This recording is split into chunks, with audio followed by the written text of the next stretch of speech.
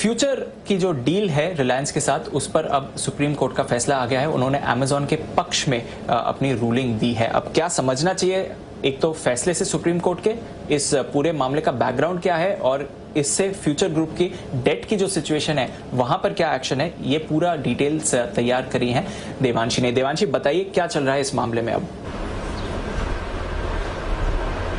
बिल्कुल दीपांशु, मैं आपको सबसे पहले तो क्विकली बता देती हूँ कि क्या ये पूरा मामला बनता हुआ दिखा था। तो अमेजॉन की अब बड़ी जीत होती हुई दिखी है, क्योंकि रिलायंस इंडस्ट्रीज और फ्यूचर रिटेल के बीच में ये डील होने वाली थी और अब ये डील होती हुई नहीं दिखेगी, क्योंकि अमेजॉन ने इस पर काफ़ी ज़्यादा सवाल उठाए थे और अमेजॉन के फेवर में सुप्रीम कोर्ट ने ये फैसला लिया है। सिंगापुर के आर्बिट्रेटर की उन्होंने कहा था कि जो भी उन्होंने फैसला सुनाया था वो अब भारत में भी लागू होता हुआ दिखेगा, वो कर सकती है सुप्रीम कोर्ट, और इसी के चलते अमेजॉन के फेवर में ये फैसला आता हुआ दिखा था। मैं आपको बता दूं कि 2019 में अमेजॉन ने फ्यूचर ग्रुप में जो फ्यूचर कूपन्स थे, इस कंपनी में 49% हिस्सा खरीदा था। फ्यूचर रिटेल जो कंपनी है वो उसकी सब्सिडरी कंपनी थी, और क्योंकि अब फ्यूचर रिटेल और साथ ही रिलायंस इंडस्ट्रीज के बीच में डील होनी थी, तो अमेजॉन का ये कहना था कि उनके कंसेंट के बिना ये डील गो थ्रू नहीं हो सकती है, और वो राजी नहीं थे इस डील को लेकर। और इसी के चलते आप देखिए उन्होंने ये जो केस है वो किया था हाई कोर्ट में और सुप्रीम कोर्ट में उन्होंने ये केस किया था। ये जो टोटल डील है जो रिलायंस इंडस्ट्रीज और फ्यूचर रिटेल के बीच में होने वाली थी वो 24,700 करोड़ के आसपास की थी।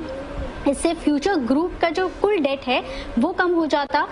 पूरा का पूरा जो डेट रीपेमेंट है जो कंपनी के लेवल पर था वो पेमेंट करने की बात रिलायंस इंडस्ट्रीज ने की थी। अब मैं सीधा बैंक पे आती हूँ कि किस तरह से इम्पैक्ट होता हुआ दिखेगा। अब देखिए माना जा रहा है कि करीब 15,000 से 16,000 करोड़ के बीच में ग्रुप का टोटल डेट था।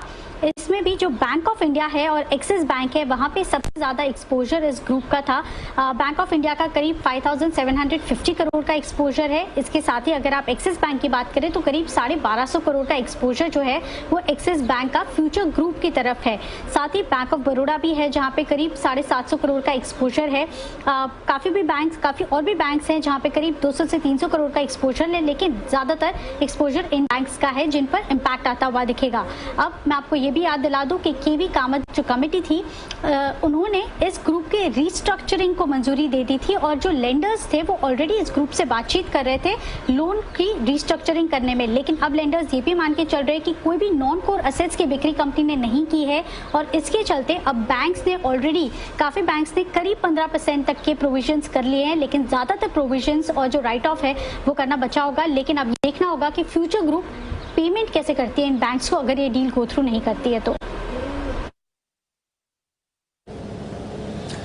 बिल्कुल, तो एक तो अब डेट पेमेंट पर आपको कंसर्न बनते हुए दिखेंगे। कुछ बैंक्स का एक्सपोजर है हमारे सामने, पर ढेरों और बैंक्स हैं जहां पर कंपनी के लोन्स हैं। लगभग 28 फाइनेंशियल इंस्टीट्यूशंस हैं, तो वहां पर भी असर पड़ते हुए दिख सकता है। और साथ ही देखिए, जैसे देवांशी हमें इसके बारे में बता रही थी, कुछ एनसीएलटी से भी आपको आदेश आते हुए दिख रहे हैं। जो इस डील के मामले में उनका एक ऑर्डर था उसको भी उन्होंने टाल दिया है। आरआईएल की सहयोगी कंपनी ने याचिका डाली थी, उसके आदेश को इस समय एनसीएलटी ने टाल दिया है।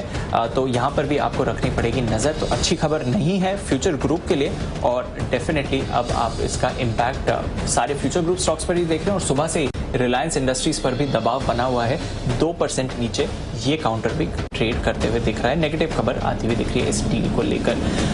नजर रहेगी रिलायंस इंडस्ट्रीज पर। एक बार जरा किरण जी से चार्ट पर भी व्यू ले लें। किरण जी, 2% नीचे, रिलायंस 2100 के नीचे। चार्ट्स पर लेवल्स इंपॉर्टेंट क्या है sir? Deep, on the higher side 2150 ये एक ब्रेकआउट लेवल रहेगा, इसके ऊपर ही बाय करने की सलाह रहेगी। और नीचे में अभी सपोर्ट इधर से 50 रुपए नीचे है 2050 के आसपास, तो इसके बीचों बीच कुछ नहीं करना चाहिए। पर अगर बाय करना है कभी भी तो 2150 की लेवल याद रखें, कैश लेवल है। और अगर ये लेवल निकल जाए तो इधर से काफी बड़ी अपसाइड देखने को मिलेगी। मिनिमम टारगेट्स 20 to 50 यानी 100 रुपए की अपमूव आपको इमीडिएट बेसिस पे देखने को मिलेगी।